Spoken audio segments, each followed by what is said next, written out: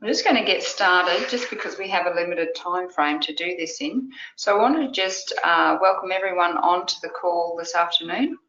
And today we're looking at 8 tips to enjoying Christmas and staying on track with regards your eating, your exercise, your drinking water, all the things that are going to help you to achieve your long-term goals.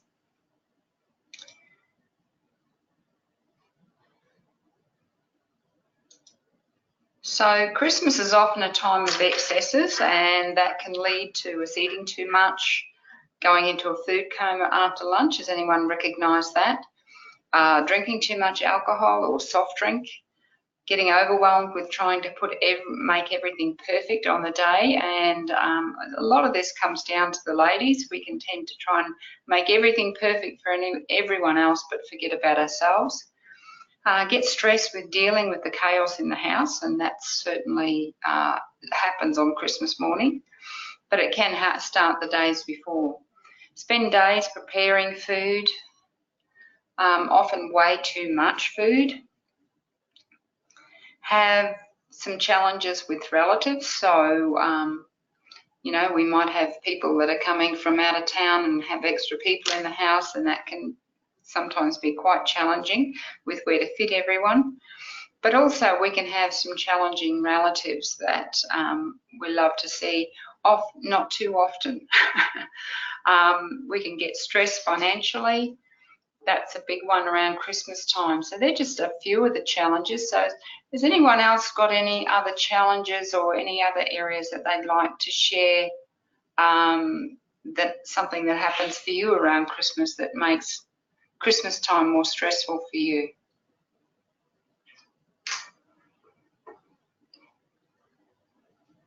No?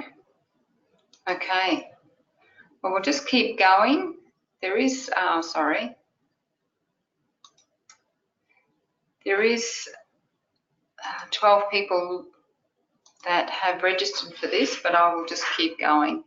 So 8 tips to reduce your stress and stay on track. First tip is to plan for success. So different ways you can plan for success can be in encapsulating all of these 8 areas. So ensure that there are good food choices available. Often at Christmas time we can have a lot of excesses, foods that we wouldn't normally eat, often quite rich foods. Often we create way too much food, so that can be another big issue. So I'd encourage you to look, you know, like that image at the side there of the Christmas tree done out of fresh fruit. Now that's a way of really dressing up fruit, very Christmassy. I'm not sure how they've done that though. Looks lovely. So there's a couple of people having trouble getting onto the line. So then just ensure that there are good food choices available. And one of the best ways I found to do this for ourselves is if you're going to someone else's house for a Christmas gathering, I always ensure that I take something that's in the range of the type of foods that I enjoy, which is I love a lot of fresh fruits and vegetables. And so, you know, it might be something like this beautiful Christmas tree here done out of fruit, or it might be a fruit platter, which is much far simpler. It might be, you know, raw veggies cut up in a really nice like guacamole dip. And, you know, I often find when I take in those fresh food options that they're often the things that people reach for first. It's quite surprising because, you know, often there's a lot of festive type food which really can leave you feeling quite uncomfortable afterwards. So I always take what I love to enjoy and plenty of it so that others can enjoy that as well. And I find that generally is often the food that goes first. So make sure there's plenty of good food options available, as in fresh, natural foods. Moderate your alcohol consumption, because whenever we drink alcohol, it tends to weaken our willpower. So you can have all the best of intentions, but if you consume, you know, a fair bit of alcohol, all those intentions can go out the window. And I highly recommend that if you are consuming some alcohol at a function, just intersperse it with water. So having water in between can really help you to moderate the alcohol. The other thing you can do, like if you're drinking wine or anything like that, where you can actually dilute it down with some soda water so that you can still enjoy that drink, but it allows you to drink it slower, not get as inebriated with that. If you are going to be drinking alcohol, it's a good idea to have the meal first. So don't start drinking the alcohol until you've actually eaten a solid meal. Because that actually helps to slow down the absorption of the alcohol and helps you be able to manage it much better. Drinking on an empty stomach, it'll go straight to your head. So, looking to avoid the things like the soft drink, which aren't good for you in any way, shape or form. You can always prepare fresh, exciting juices so that you've got something that makes it more Christmassy, much more exciting to have something different other than water.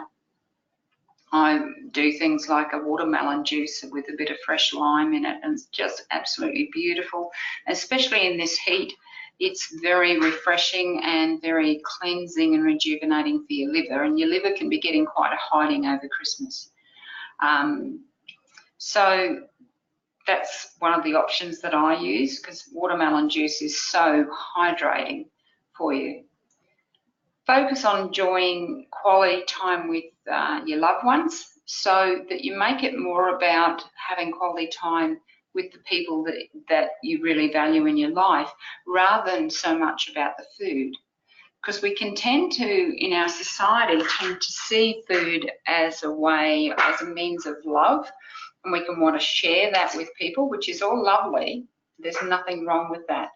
But so just try not to have too much of the focus on the food. Make it more about actually sitting down and enjoying having quality time with people. It's a great idea to get out and do something a bit sporty after lunch. I know the heat here, no, not great, but if you've got a swimming pool, that can be great, so that you get that bit of exercise in. Our family typically has got out and played cricket or some kind of ball game in the backyard, or set out water slides for the kids or the grandkids, that type of thing, where you're outdoors being physically active rather than curled up and having eaten too much or drank too much and then having to go to sleep, and you've missed out on that quality time. So for those of you that are in our gastric band program, we suggest that you keep going with your small plates even at the Christmas table, because that old conditioning that is still there, particularly if you're still early in the program, as people progress the program, the more long term, it becomes automatic for you to just always choose those small plates. So just make sure those small plates are out there for you to use and that you stick with those. And a lot of that comes down to your planning, having it firmly embedded in your mind that that's what you're doing and being comfortable with that choice. Stress is a big factor, as I mentioned earlier, when it comes to Christmas. So there may be that you've had stressful Christmases in the past. There could be stress situations that have blown up around Christmas. There could be, somebody's had too much to drink. It could be that there's arguments can happen around that time. And if you've had any of those experiences, whether they're in the past, way back in your past, sometimes in your childhood, those negative experiences can be like a little trauma. And so there can be that little bit of anxiousness that comes up for anyone who's had that type of experience as Christmas approaches, because it's part of your body's way of trying to protect you from future stress, but it seems to actually trigger it. So if you've had any of those sort of negative experiences, you can tap around those. Do use EFT for that. Sometimes for some people there's been not necessarily trauma, but there's been a lot of feelings of not getting what you want, that type of thing around Christmas, disappointment. You know, if there's anything like that, or there's any uncomfortable feelings like seeing people that you don't necessarily, you may be related to, but you may not necessarily get along that well with them. So do a little bit of EFT around that. If there's apprehension about people that you're going to be in the company of that you're not really comfortable with, then again do some tapping around that so that you reduce a lot of the stress. You take the stress, whether it's past, present or future, out of your body, which will help you stay on track over Christmas, because stress is the biggest thing that tends to take people off track. We call it self-sabotage, and it's not that you consciously choose that, it's a subconscious level where that self-sabotage takes place because of an inability to release the stress.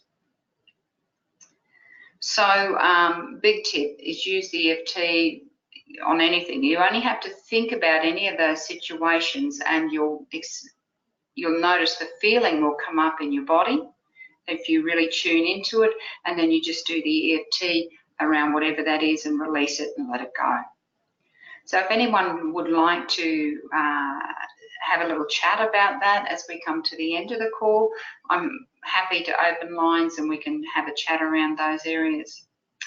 So I'm just moving on to number 8, don't over-cater. One of the biggest things we see at Christmas time is that people can over-cater. They create too much food, which means that you're left with a lot of leftovers. And that can lead to, you know, overeating, because you don't want to see the food go to waste. You don't necessarily really want it, but you're trying to get rid of it in some way. One of the things that I do in that instance, I tend to try not to over-cater, but if I do, or if other people have brought food and we ended up with an excess, then I make sure that everyone goes home with some food so that I'm not left with all that food, particularly the stuff that I don't want to eat.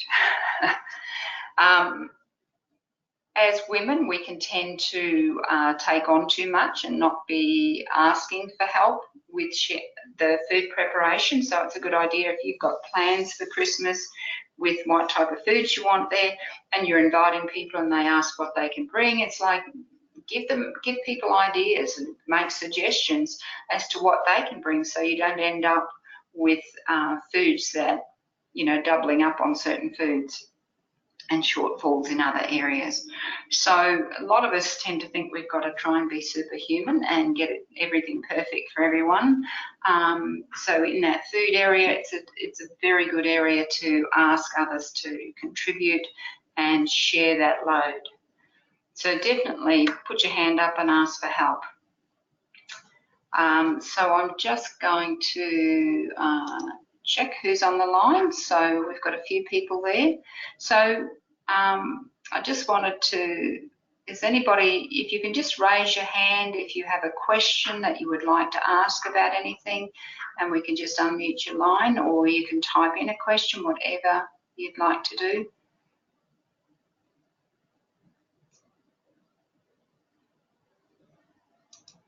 So does anyone have any questions to ask in any of those areas? Or any areas that outside of that where you might have felt challenged around Christmas time? I haven't really gone into the financial side of it, but I think a lot of the time we overspend at Christmas time, and I encourage people to look at it. You know, it's more about the family and getting together and having a good time together and doing quality activities together. So our Christmases always involve a game of cards. That's one of our traditions.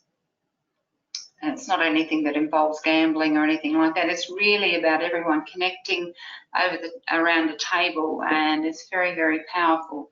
So it's good. I love creating traditions that allow people to connect, that's away from, you know, any kind of technology, or getting out and being physically active in the yard, that type of thing. So you really want to encourage that connection with people. So I guess from a financial perspective, you know, work out what you're prepared to,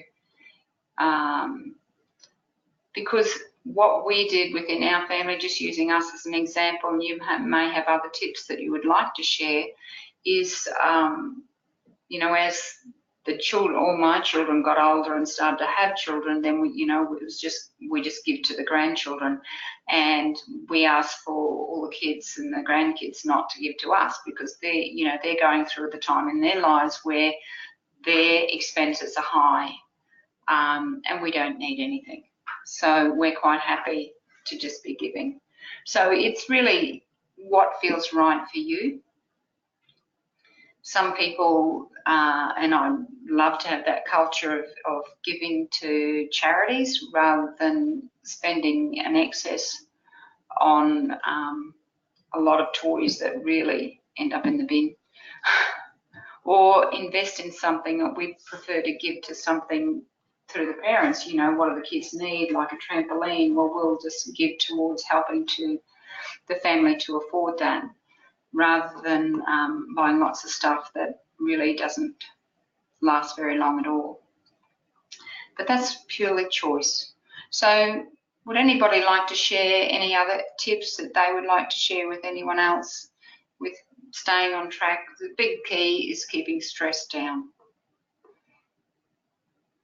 So I'm just going to open the lines for everyone. If you could just unmute your lines.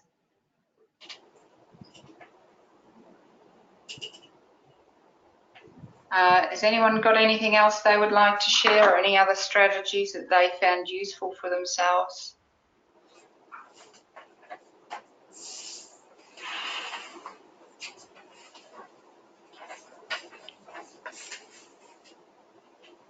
No?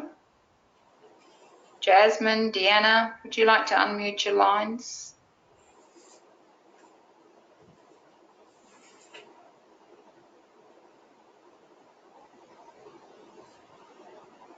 There you go. Have I done it? Yes, you have. Well done. Yes. Well done. So. Oh, that's a pat on the back for me. Sorry. That's all right. That's good. Jasmine, can you unmute yours, please? Okay.